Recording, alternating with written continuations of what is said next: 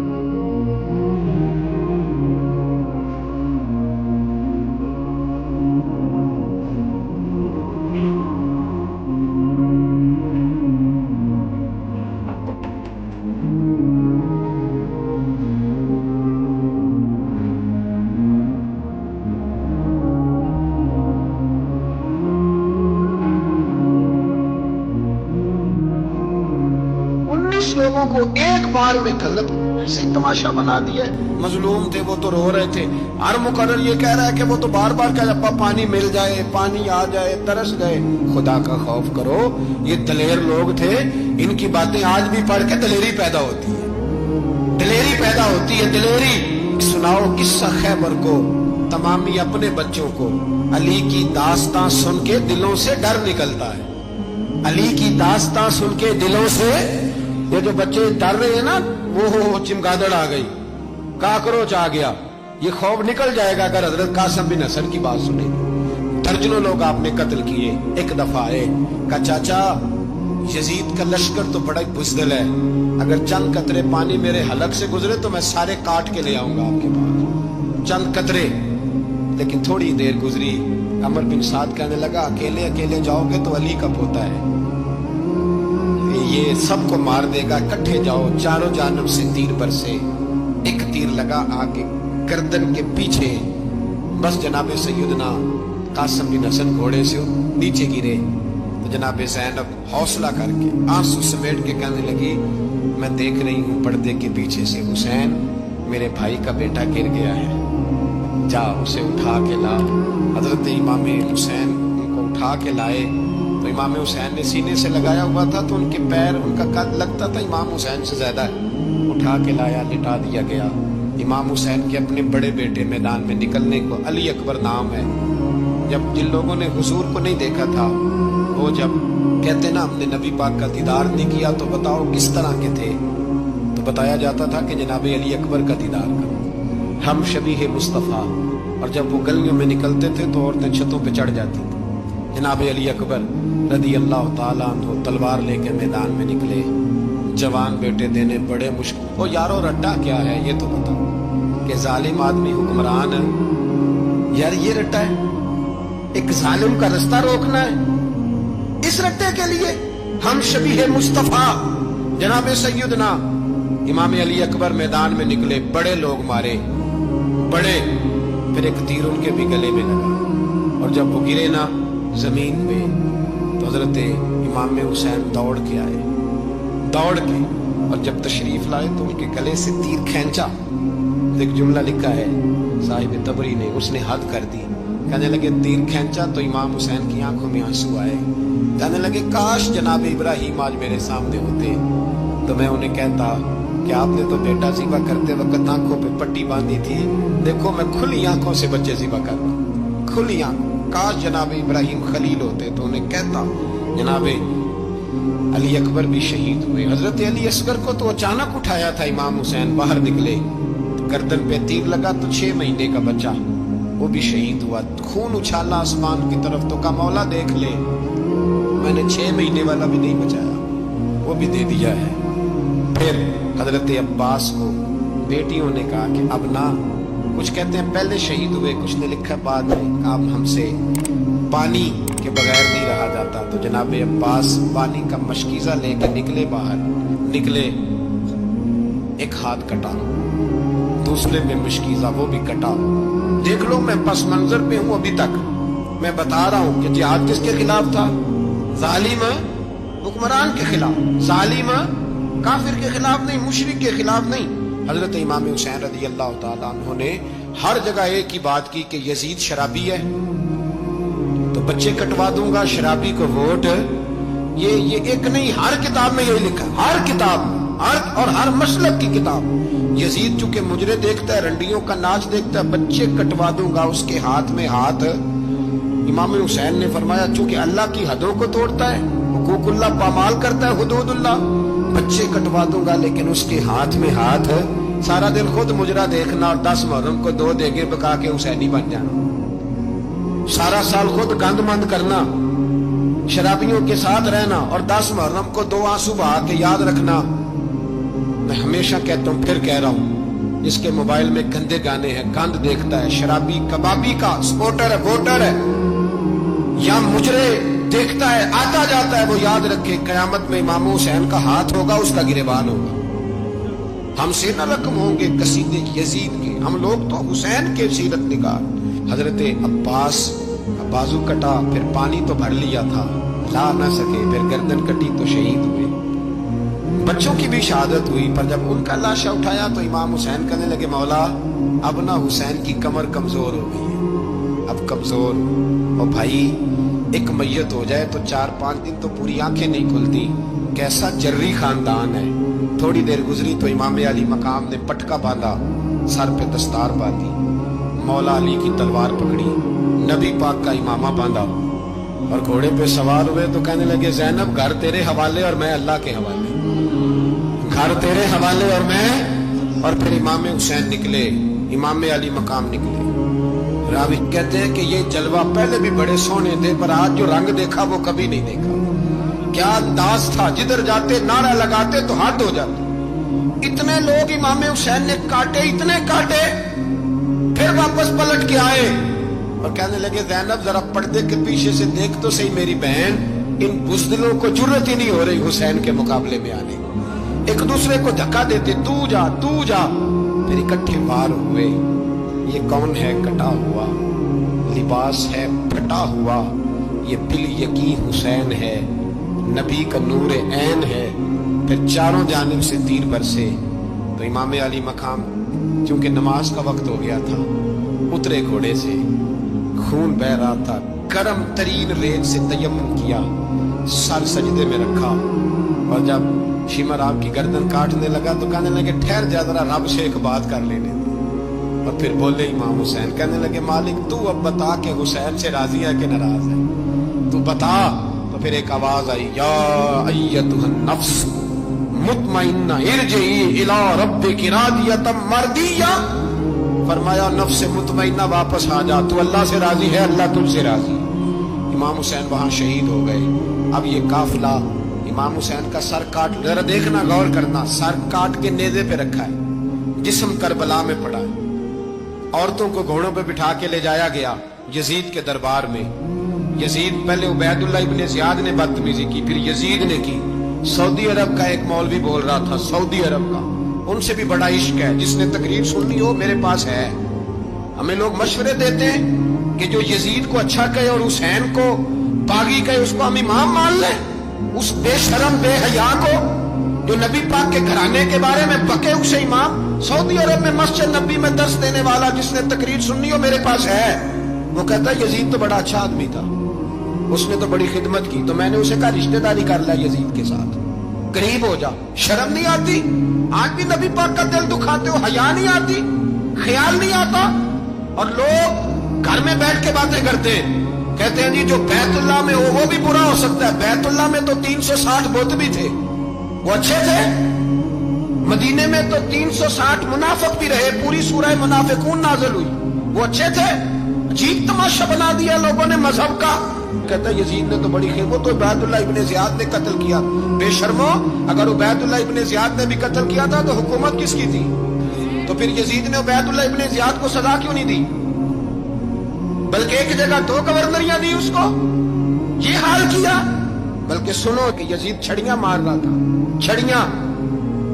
इमाम हुसैन के लबों पे तो नमान बिन बशीर सहाबी थे, बोल पड़े, कहने लगे ओ यजीद बदबख्त हाथ पीछे उठा, मुझे अल्लाह की इज्जत की कसम मैंने सैकड़ों बार नबी पाक को इन होठों को चूमते देखा है। हजरत जनाबे ज़ैनब औरतों के मजमे में पीछे होके बैठी हैं। यजीद के पास जब पहुंचा लश्कर तो यजीद कहने लगा देखो अल्लाह ने मुझे इज्जत दी और मेरे मुखालिफों का क्या हाल हुआ। तो बीबी ज़ैनब बोल पड़ी, इतने सदमे सहे पर आवाज तवाना है, जानदार है, जानदार। हमारा किसी बंदे से जायदाद का रट्टा नहीं, हम तो चाहते हैं उम्मत इकट्ठी हो जाए। लेकिन जो बंदा नबी पाक की माँ को दोज़खी कहे, हुजूर के बाप को जहन्नमी कहे, यजीद को अमीरुल मोमिनीन कहे, उसके साथ इत्तफाक़े राय कर लिया जाए, ये मजहब हमारी समझ में नहीं आता, बिल्कुल नहीं आता, कतई नहीं हमारी समझ में आता। कैसे इत्तेहाद कर लिया जाए? यहाँ तो मेरे भाई जो हमारे अब्बा का मुखालिफ हो उससे इत्तेहाद नहीं होता, और जो नबी पाक के वालिद को दोज़खी कहे उससे इत्तेहाद हो जाए। कहते हैं जी वो जी इतनी फिरका वारियत हो गई, हम किस मस्जिद में जाएं? 60 पार्टियां पाकिस्तान में रजिस्टर्ड हैं जो इलेक्शन लड़ती हैं। कभी किसी बंदे को टेंशन नहीं हुई कि किसके पास जाएं किसके पास ना जाएं, कभी नहीं को बोला कि अब वो भी खड़ा हो गया, वो भी, कोई टेंशन नहीं।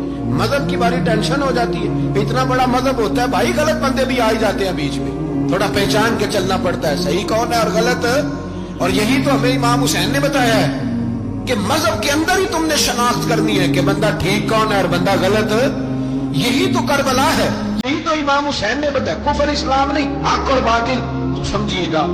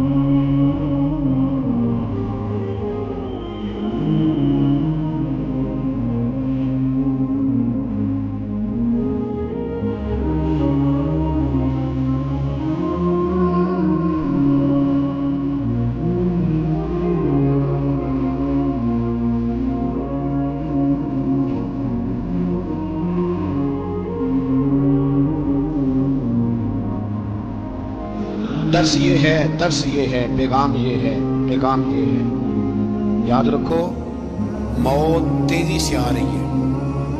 ہمارے ساتھ والے, دائیں بائیں والے سب چلے گئے. اسی طرح نمبر لگے گا, ایک دن اعلان ہوگا. ضمیر کے قیدی بن کے زندگی نہ گزارو, بالکل نہ گزارو. یہ تھوڑی سی زندگی ہے دنیا سجن المومن. حق بات کرو, حق پہ ڈٹنا سیکھو, دین سمجھو.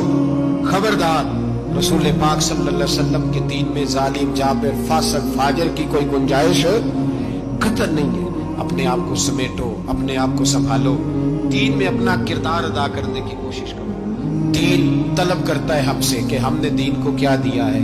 امام حسین نے سارا گھرانہ دین کے لیے دے دیا. ہمارا جو بچہ کسی کام کا نہیں رہتا اسے مدرسے داخل کراتے. ہم نے دین اتنا کمزور کر دیا ہے کہ عالم اگر شور نہ کرے, عالم اگر شور نہ کرے, زور نہ کرے, گھٹن والا ماحول ہو گیا. مذہب کی پوزیشن کمزور کر دی. اب جہاں تک اس بات کا تعلق ہے جی فرقے ہو گئے, تو میرے بھائی یہ کوئی اتنی خطرناک بات, یہ کوئی اتنا مشکل معاملہ نہیں ہے. یہ تو امام حسین نے بتا دیا تھا کہ یزید کے طور پر ایک غلط فرقہ کھڑا ہو گیا ہے, لہذا اس کا مقابلہ کرنا ہے. اس میں کوئی بری بات ہے, لیکن ایک سبق ہے بزرگوں کا کہ اگر سچی بات بھی نہیں کر دی تو پھر اس منبر کا حق ادا نہیں ہوتا. جو سچ بولے وہ حسینی ہے, جو ظالم کے سامنے کھڑا ہو جائے وہ حسینی ہے. جو مصلحت کوش ہو, جو کہے ٹائم نہیں, گراؤنڈ ریالٹی نہیں, حالات نہیں, طبیعت نہیں, موقع نہیں, تو ابھی امام حسین کے پیغام کو